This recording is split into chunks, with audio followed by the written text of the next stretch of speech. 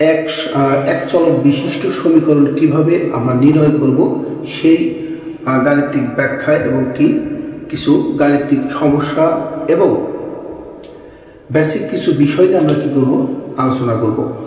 আশা করি সবাই সঙ্গে থাকবে। সবাইকে এই ক্লাসে আবারও স্বাগতম। আচ্ছা, আমরা এক চলক বিশিষ্ট সমীকরণ সমাধান করব। আগে জানা দরকার এক চলক বিশিষ্ট সমীকরণটা কি। এক চলক বিশিষ্ট সমীকরণ জানার আগে আমাদের চলক জানতে হবে। চলকটা কি? যে কোনো অজ্ঞাত রাশিকে আমরা কি বলি? চলক বলি। মানে যে রাশিটির মান আমাদের অজানা সেটাকে আমরা কি বলি? অজ্ঞাত রাশি বা কি চলক। এখন এই চলকটাকে আমরা এক ঘাত বিশিষ্ট যখন আমরা পাবো তখন সেটাকে আমরা বলবো এক ঘাত বিশিষ্ট সমীকরণ বা সরল সমীকরণ। সরল সমীকরণটা কি? যে অজ্ঞাত রাশিতে এক ঘাত থাকতে হবে, পাওয়ার থাকা লাগবে কত? এক। আমরা তখন বলতে পারবো সেটা সরল সমীকরণ। এবং সরল সমীকরণে কিছু আমি উদাহরণ দিতে পারি। যেমন কি আছে? এক্স প্লাস বিএক্স প্লাস কত সি ইকুয়াল টু কত? 0। এক্স প্লাস বিএক্স প্লাস কত? C equal to 0। এখন যদি আমি সরল সমীকরণের একটা কি দেই উদাহরণ দিতে যাই, তাহলে কি লিখতে পারি? 3x plus 4y 3x plus কত? 4x প্লাস কত? 2 ইকুয়াল টু 0। এখানে কি আছে? এক ঘাত বিশিষ্ট সমীকরণ দেওয়া আছে।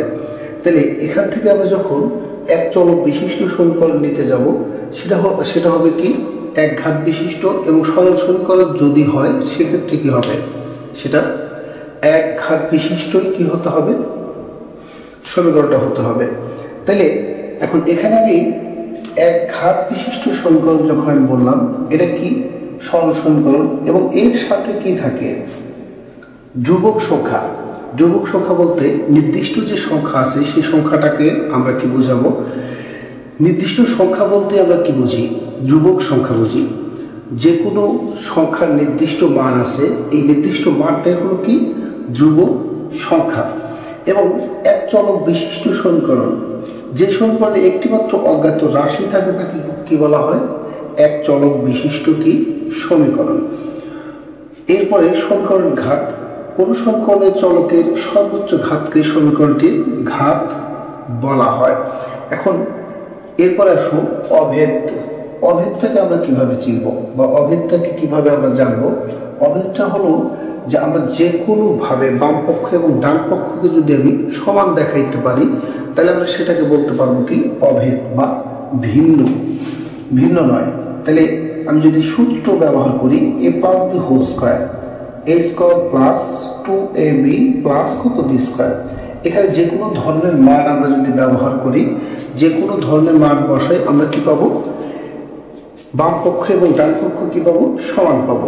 আমরা এই এক চলক বিশিষ্ট সমীকরণে একটা গাণিতিক সমস্যা দেখিয়ে আমরা জিনিসটাকে বোঝার চেষ্টা করব। দেখো, আমি একটা গাণিতিক সমস্যা লিখব। x মাইনাস a ভাগ কত? দেওয়া আছে b প্লাস কেসে x মাইনাস b ভাগ কত? a। x মাইনাস b ভাগ কত? a plus x minus 3a minus 3b। x minus 3a minus 3b ভাগ কত আছে? a plus b। a plus b equal to কত? 0। এই গাণিতিক সমস্যাটাও তোমাদের জন্য অত্যন্ত গুরুত্বপূর্ণ। যারা 2025 সালে এসএসসি পরীক্ষার্থী তোমাদের জন্য এটা কি নৈর্ব্যক্তিকের জন্য আসতে পারে, আবার গাণিতিক সমস্যা হিসেবে তোমরা কি এটা পাইতে পারো। দেখো, বা x মাইনাস a ভাগ b plus x minus b ভাগ কত? a প্লাস এখান থেকে যদি আমি একটু আলাদা করি, দেখো এক্সটাকে আলাদা করি। এক্স যেহেতু a প্লাস b কেও পাই, a plus b minus 3a minus 3b ভাগ কত? a plus b equal to কত? 0। এখন এখান থেকে আমি একটু কমন নিতে পারি, বামে যা আছে আমি ওইভাবে রাখলাম। X A plus B minus 3 common now. A plus B ভাগ কত এ প্লাস বি, কারণ হলো মাইনাস দ্বারা যখন মাইনাসকে গুণ করবা কি হয়, মাইনাস মাইনাসে প্লাস হয়। এ প্লাস বি কি করলাম, বাদ দিলাম। এখান থেকে পাবো কি এক্স মাইনাস এ ভাগ B plus X minus B ভাগ A plus X A plus B minus কত 3 ইকুয়াল টু কত 0। আশা করি এতটুকু বুঝতে পারছো। এখানে দেখো -3 আছে, এখানে ভগ্নাংশ কয়টা আছে 1 2 3, তিনটা ভগ্নাংশ আছে এবং ধ্রুবক সংখ্যা আছে কত 3। আমি তিনজনকে যদি এই ধ্রুবক সংখ্যাটাকে ভাগ করে দিই, দেখো তাতে হয় কিনা, plus X minus B A minus 1 plus X minus A plus B minus 1। দেখো সংখ্যা 3 আছে, আমি তিনটাকেই এক এক করে কি করে দিলাম, ভাগ করে দিলাম।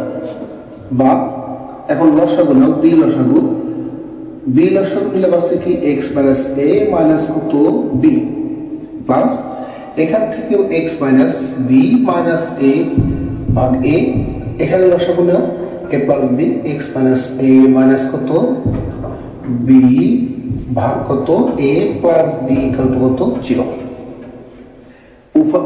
দেখো প্রত্যেকটা ভগ্নাংশের লবে কি আছে এক্স মাইনাস এ মাইনাস বি, এক্স মাইনাস এ মাইনাস বি এবং এক্স মাইনাস এ মাইনাস কত বি। আমি এক্স মাইনাস এ মাইনাস বি কমন দিলাম, পাঁচ লোক কি 1 ভাগ বি 1 ভাগ এ প্লাস 1 ভাগ কত এ প্লাস বি ইকুয়াল টু কত 0।